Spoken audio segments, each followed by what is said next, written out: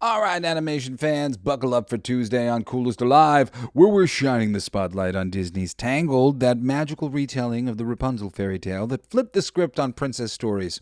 Released on November 24th, 2010 by Walt Disney Pictures after premiering at the the El Capitan Theater in LA. This gem was directed by Nathan Greno and Brian Howard with a screenplay by Dan Fogelman. The voice cast is stacked. Mandy Moore as the spirited Rapunzel, Zachary Levi bringing the charm as Flynn Rider, aka Eugene Fitzherbert, Donna Murphy nailing the manipulative Mother Gothel, and supporting roles from Ron Perlman, Brad Garrett, and Jeffrey Tambor, all kicking ass. It was Disney's 50th animated feature, made with a budget around 260 million, and it ranked in over 592 million, almost 600 million worldwide, blending stunning CGI hair animation. Rapunzel's 70 feet of golden locks took some serious tech wizardry, with Alan Menken's Oscar-nominated score, including bangers like "I See the Light." And Alan Menken is one half of the Howard Ashman team that did all of the wonderful things. Alan Menken is quite talented himself. He's not a Howard Ashman, but he's wonderful in his own ways. And there are other great songs in the show as well, in the movie as well. We'll talk about it. But man, Tangled's pure joy in animated form. It's got heart, humor, and that epic adventure vibe that makes you feel like a kid again, but with layers that hit harder as an adult. The way it empowers Rapunzel to break free from her tower, that's the kind of storytelling that inspires real life bravery, wrapped in hilarious sidekicks like Pascal the chameleon, and my favorite, Maximus the horse, who's basically a dog in equine form. I mean, he's even more like a soldier. I mean, like, it's I love Maximus. I recommend this to anybody needing a dose of whimsy and wonder. Really, if you haven't seen it, it's just wonderful. It's Disney at its best, reminding us that dreams are worth chasing, no matter how tangled the path gets. Watch it, rewatch it. It's timeless. And I should say that, like, there would be no Frozen without Tangled.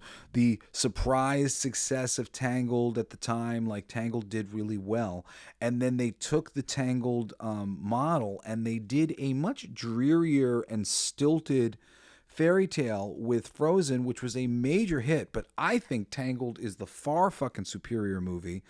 Really, really love Tangled. I'm a big fan. I was giddy when I met Zachary Levi at a Comic Con party many years ago, and I just went, dude, like, fucking Tangled plays over and over in my house, And me and Patty, my ex-wife, we were fans of that movie before we were had kids. But that was one of the favorites of Logan and the younger ones. Tangled is just awesome. The Flynn Rider character and the Maximus character are more than enough for any boy to get into it, and the character of Rapunzel herself, who is wonderful and sweet and kind and noble, and is and Flynn Rider is a fun kind of Han Solo type. Maximus is an absolute moralist, and he's out to get the criminal. And at a certain point, Rapunzel convinces him to, like, will you lay off? I need his help, kind of thing. But he is like a human character who doesn't speak. He's amazing. His awareness of his job and his mission, because it was just the greatest introduction I'd ever seen. I found it so fucking funny. I just didn't see it coming at all.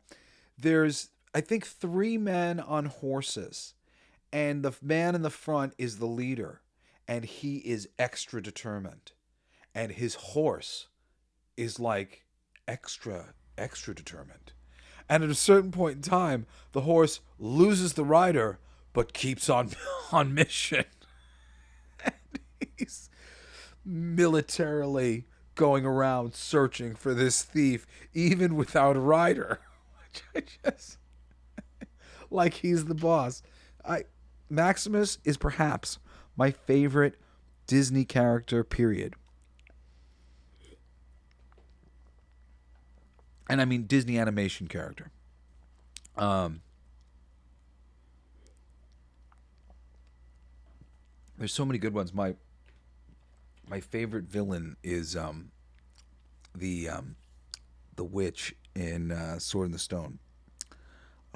What's her fucking name? I always forget it. Uh, maybe it'll come to me. Madam Mim. Madam Mim. I love Madam Mim. She's my favorite. I found her genuinely scary when I was a kid, and I remember having like so many vivid dreams about Madam Mim and the transforming and stuff going on in Sword of the Stone, which we've talked about in previous episodes of the show. And if you love animation, go back every Tuesday. I've been doing this now for the past like 3 or 4 months. But prior to that, we've done a lot of animation coverage. So if you like animation, go on back and dig into all the animation recommendations you can get your hands on. I love animation, and Tangled is just one of my absolute favorites. If I have a top 10 list or whatever, it's definitely on. It's probably in my top five. I don't know if it would get bumped out by a couple things, maybe, but it's in the top 10 definitely. The humor is just so wonderful, on point. Um, I don't want to spoil. Like if you haven't seen it, this just great. There's a scene where Flynn Rider is fighting the horse with a frying pan, and the horse has got a sword. That's all I'll say. It's my fucking favorite. Suffice to say, when I met the real Flynn Rider, I made him say the line that he says in this scene here. It's wonderful, and Mandy Moore is wonderful as Rapunzel. The animation is beautiful. It looks like one of those pretty, what's his name, Harry Kincaid paintings come to life. Um, just gorgeous, gorgeous, gorgeous. Really just love to look at this one. There's this whole lantern, these floating lanterns, which now is a visual that you've probably seen because it's been adopted by so many people who've been like, "Oh my God, so beautiful when you light these lanterns," and it is this. Oh God, it's really beautiful, beautifully animated. It's a great love story, terribly funny, and a great twist on the original fairy tale, but with lots of meaningful stuff. The villain of the mom she's great, and she's got a great song in the movie. There's a really funny song with all of the degenerate peoples, like all the people that everybody had ever warned her about. And of course, she goes there, and she's so charming. They just sort of like, this person is wonderful. Don't you dare, you know. Um, and there's a great song that ensues, and those characters are great. One of those is played by the great Jeffrey Tambor from Arrested Development, and so many other things that I mentioned earlier. Um, but there's a whole bunch of great voices within that thing.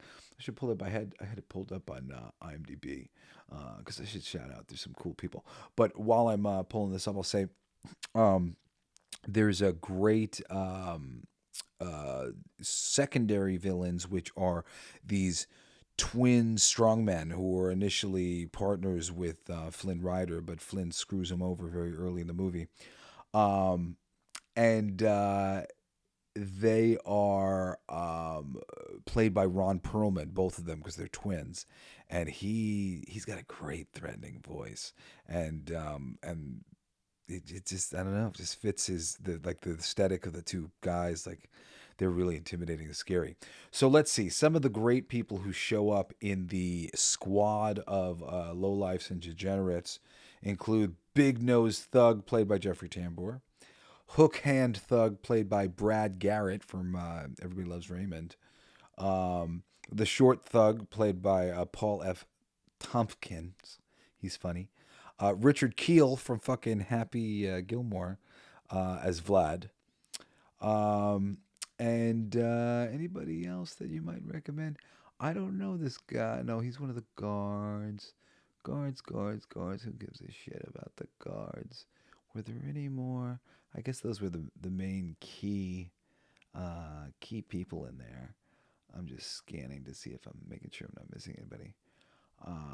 Lots of people with wonderful headshots. If you go to IMDb, you can find out all about it. Um, anyway, They're great. All of it's great. Just really, just Zachary Levi proved that he was a leading man in this movie. I talked about it at length. What's his name? Being sort of a uh, oh, wonderful. The director, Nathan Greno, he also directed Meet the Robinsons, which is a favorite of mine. Might even make it on the top 10. I'm not so sure, but possibly. It's very good. Big Hero 6, which is great. Wouldn't make it on the top 10, but it's great. Zootopia. He's a pretty talented guy. He did Bolt, some Prep and Landing. Oh, wait. Is this all him as an actor stuff? Wait a second. Wait a second. Wait a second. Director. Oh, he hasn't directed much. He only directed Tangled. Really? That's crazy. Oh. Art department? Give this man a fucking job. Upcoming. Swapped. Completed. The Fifth Element, The Awakening, in development. He's doing a remake of the Fifth Element. Swap, PG 2026. All right, keep your eye out for Swapped with Michael B. Jordan and Tracy Morgan and Juno Temple and others. Okay. All right. Well, I don't understand why he hasn't gotten other work. That's crazy. He was the voice in Meet the Robinsons and Bolt and Prep and Landing. Huh. Yeah, he had a little voice role in Tangled as well. Wow. Oh, well, like, what a bummer. Like, seriously, like, the fact that this guy hasn't gotten more work, is it that he came up in the woke era? God, I guess that's it. Jesus, how has this man not gotten hired? He is white and straight, seems like. Jesus. This is such a bummer. It's like he should be working more. Well, at least Zachary Levi got to give us Shazam 1, which was great. Shazam 2 is okay. But Shazam 1 was awesome. I still believe in dude. He's really good. Dan Fogelman, who wrote the screenplay, I recognize his name. Life Itself, This Is Us, Paradise, Tangled. I wonder what else he's written. He's got a bunch of stuff upcoming. Previous things that you might know include The Guilt Trip, Crazy Stupid Love, Cars 2 is okay. Bolt, which is good. Fred Claus, which is all right. Cars, which is okay. Like Family TV show. Never seen that. All right. Well, interesting. Interesting. I think it's the director. But Dan Fogelman is not totally without talent. Anyway, what else can I say? Tangled is legit one of my absolute favorites of all time. I honestly think it will please any member of your family, boy, girl, whatever, elephant. Run, don't walk, and get a hold of Tangled if you haven't checked it out. And also, run, don't walk to the my website for my company that produces music and comic books, blacklightdistrict.studio. We give it away for free. All the comics we've ever made, Fucking for Our Future, King of Kings, Blacklight District, 6 issues and more. Plus, all the music I've ever made. All the Jesse Blaze Snyder stuff, the Blacklight District. Oh my goodness, I'm sorry, I had like the hiccups or something. Blacklight District stuff, side projects and other side projects and bands that I'm producing. So there's tons of cool music, tons of cool stuff. We're gonna have an app soon to listen and read to free things that are all coming new free things coming all the time. And every Sunday I do an esoteric wisdom show, or maybe for some people it's a conspiracy show. If that makes you feel better, that's fine. You can check out that show, Everything They Don't Want You to Know, everywhere. And I think, as I might have mentioned, All Your Favorite Bands Suck is available everywhere but Spotify. But hopefully the new episodes will be available on Spotify soon. And it's all my favorite bands. Just me celebrating great music. Lots of different genres, great stuff. Especially if you like rock, because definitely I like things that are edgier, so that might inform your opinion of whether or not you'll appreciate my opinion. But I've got pretty good taste in music, so I think you will like it. Anyway, this was Tuesday's celebration of animation. I hope you'll join me tomorrow, Wednesday, where we'll be celebrating an awesome graphic novel from Donnie Gates and Nick Klein, I think it is. Thor, the Devourer King. I'm excited about that. On another fucking awesome episode of Coolest Alive. Love you.